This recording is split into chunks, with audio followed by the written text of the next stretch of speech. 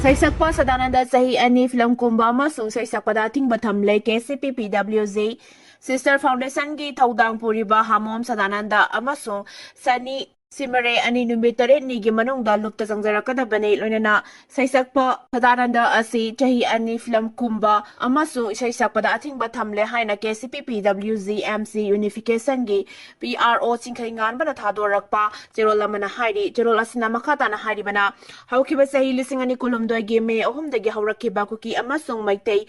anigi lan asida KCPPWZ ga athoba kaya thawaina ponta pikre kaya amana soinaiba punsi oihori kaya amana yeknabagi mukhuta takiduna kaisum sangda awawa khangli lan asina maramoituna mayum makai lan tumang kiduna relief camp ta awawa khangli ba kaya su yauribani zarek asida tungan ba India lenga ki policy chathari aikoi masel amaga khatna ba lalong kya chathari Tangkak asida lairiba civil organization CSO kharana kumai harau sile khara amana rally general strike dana tawhanduna tungan ba isu sagale thawng asina aikoi mitei singiling zen mana da badu uthokle maramaduna lisang sitna mikha ponduna lakle thawng sing asida lupna tumina laithokpa ngamloi ngasi phawbada lupna maitei aikoi gi identity culture amasung integrity ngaktuna lakle maramaduna hairiba sing asigi mayokta leiba thabak thorong khudingmakta lupna haksina lawi handak pangthokkiba sangai festival asida tahaidaba uhaidaba thabak thorom kya pangthokpagi damang leibak miyam khangna festival asibu sinbada chenaba singi mafamda KCPPWZ ga puna chaminariba lup singe makaidigi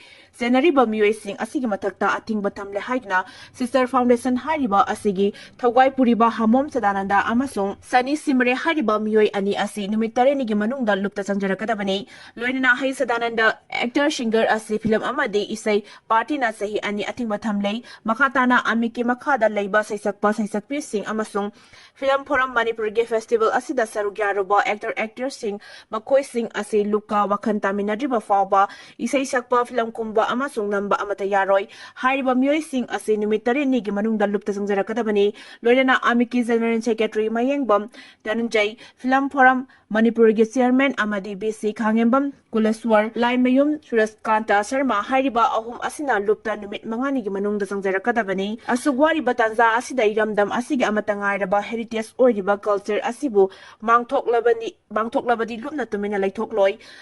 mafam matam diengana akanba mijeng changlagani hairi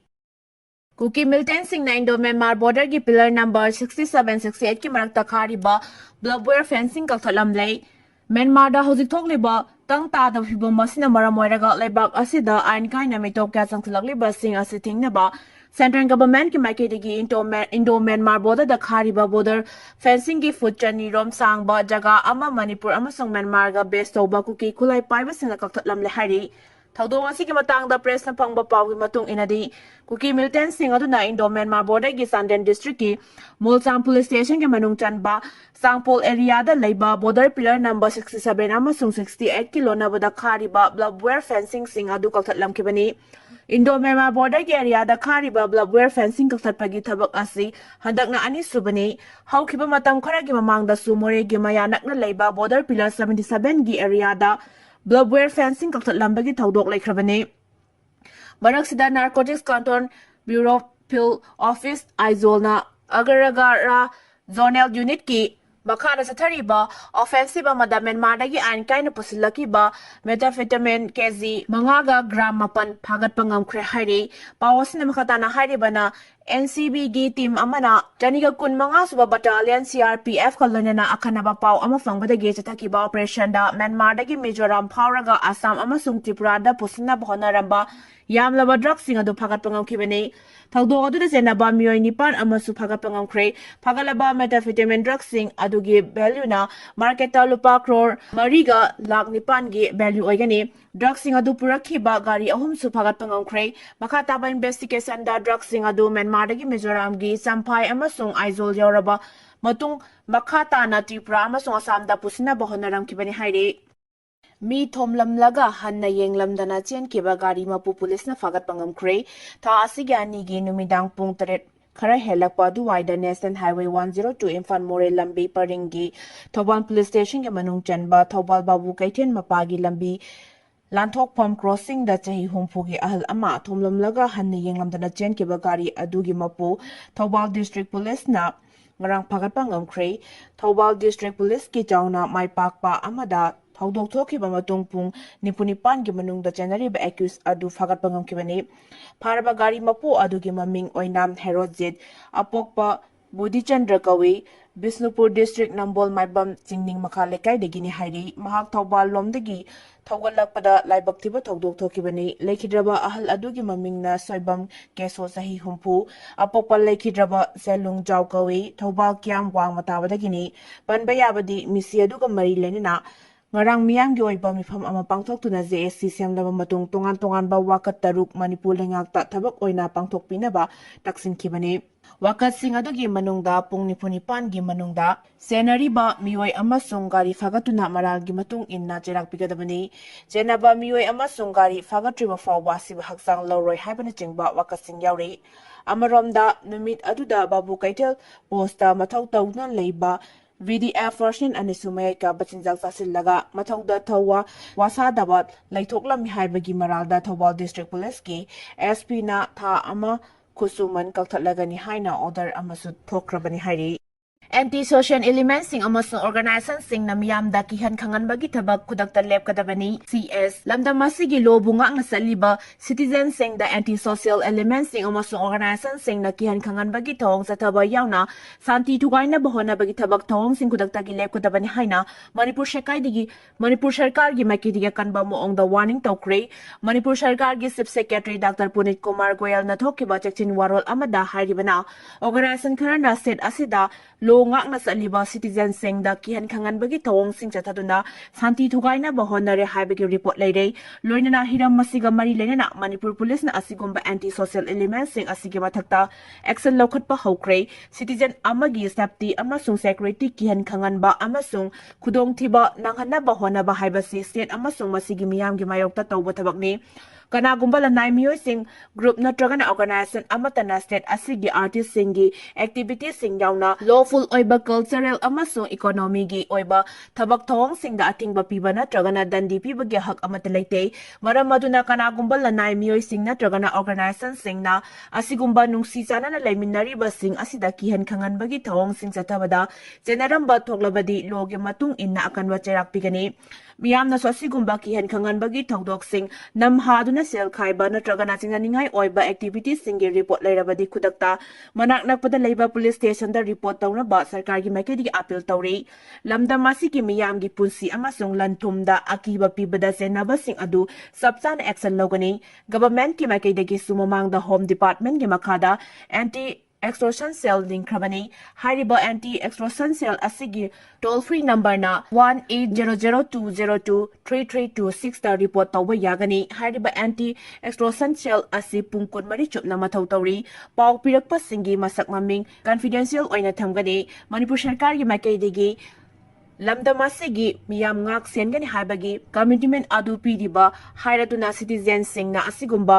unlawful elements sing asigi mayokta amata oina lep min nanaba appeal tawri lona state government na lamda masida santi tangdu leitaba amadi state asina sakhwatarangi thabak thoram sing da hena kumang saksin naba pakaliba thabak thoram sing asida miyam na mapung phaba cooperation pinaba su appeal tawri hari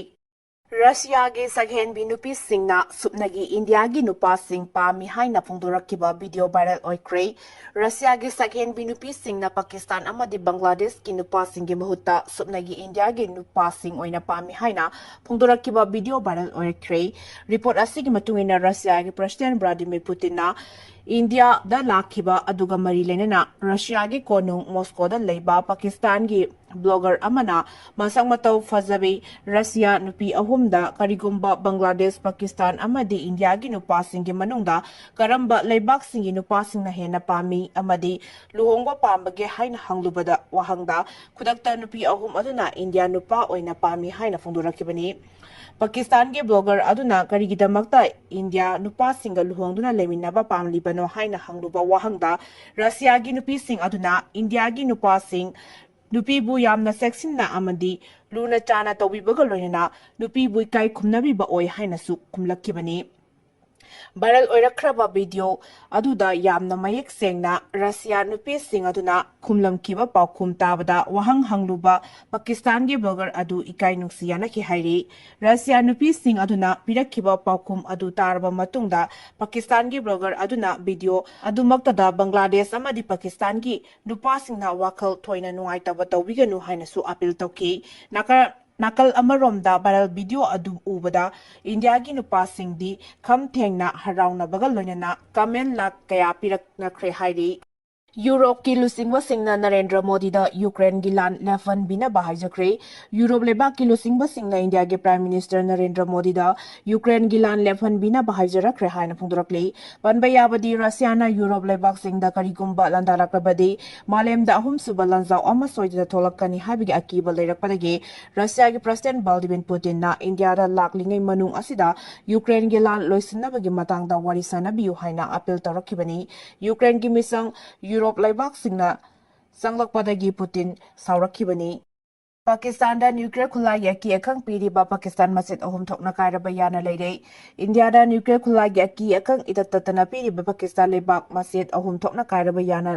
leikre haina phungdorokle report asigi matung inna hauzi Pakistan gi maning tamba laibak oigani haina demand tawriba asi Baluchistan amadi Khyber Pakhtunkhwa state ani sida leiriba BLA amadi TTP hariba khulai paiba lalhoba sing Pakistan ge lanmi sing na hozik laksin bangamdra laikre noma kangdana Pakistan ge lanmi sing da landaduna masing yamlaba lanmi kya lepalaitana halakre adubo Pakistan thong asi India na sinduna thogan bani haina chauna maral sirakle Sheikh Hasina gi machanupa Sajib Phanaba warrant thokre Bangladesh ke hanagi Prime Minister Sheikh Hasina gi machanupa Sajib Wazid Phanaba arrest warrant Mohammad Yunus Khan gi lengakna thokhalakre haina phungdorakle Dhaka gi International Crime Tribunal Court amana Sheikh Hasina gi machanupa Sajib Wazid su Momang sahida Bangladesh na thokiba soba misi mina yauba thawdog adu da sauna sene haibagi maralda Phanaba order tholakibani Sheikh Hasina ga loina ramba minister kaya gi mathakta su case kaya lepa laitana thagalakli haina su report asina makhatari Israel na Lebanon da air strike chathakre Gaza da su Palestine macha taruk haukiba pungkun mari da hatkre Israel gi lan gi plan sing na Lebanon gi khathang bada leiriba marauna amasung yuba town sing da strike chathakre haina Lebanon gi National News Agency gi makedi gi phungdorakli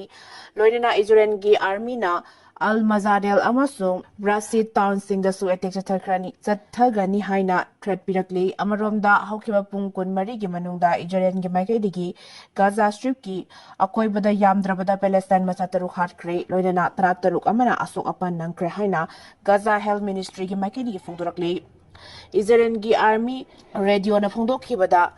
Bakoina sungsinaduna thabak tawminaba Palestine gi khulai paiba lub amagi lusingba Yasser Abu Sabab hatkre haina phungdorakli Popular Force haina khangnaba Palestine gi khulai paiba lub sing aduna Gaza da genocide ki oiba lan asida aranba muongda mapanganga khalakpadagi malemgi tongan ba mafam singdagi pitharakpa hingbada changadaba polam kaya ama huranbagi thabak sate haina maral sidakpa adubu yakidabani Israel gi military na ngak senduna pusilaki ba hingbada changba polam sing adu makoina amuk lut tawi haina makai kyadagi phongdoraki ma pusire haiba report asigi matangda makhata ba kupa maro sing pirakpa leitragasu Israel gi makai digi thamlakte ba report asina phongdorakpada kha thangba Israel gi hospital amada sikibani haire Nakalamaromda Israel gi military na Gaza da Hamas Militant Singna USA na blocker oiraga ceasefire chathariba asigi marakta Hamas gi Eastern Rafah Battalion gi commander ni haina khangnariba Muhammad al Bayar attack hama da hatkre hariba attack aduda mahaki deputy commander Isman Kananbu Lade amadi atopa mioi ahum amasu sibada yauki hari Israel gi makai gi ceasefire leina Gaza gi tongan mafam singda attack yathaduna mioi kya ama hatpagi thabak leptri madugi matang da Israel gi lanmi singna phongdorakpada nopok thangba Rafada leiba leinungi lotfam amadagi tholakpada Commander Jawad Muhammad Al-Wawa hatkibani hairi mamangda Israel na ceasefire manung chathariba attack sing adu makhoi mayokta attack tawna ba lalong silamba amadi attack torokpa sing adubu aduma khut thagani haibigi wafam phongdokpa laikhrabani hairiba wafam masima USA ꯒꯤ president Donald ꯇ꯭ꯔꯝꯞꯅꯁꯨ ꯑꯊꯤꯡꯕ ꯄꯤꯗꯅ ꯂꯩꯔꯤ꯫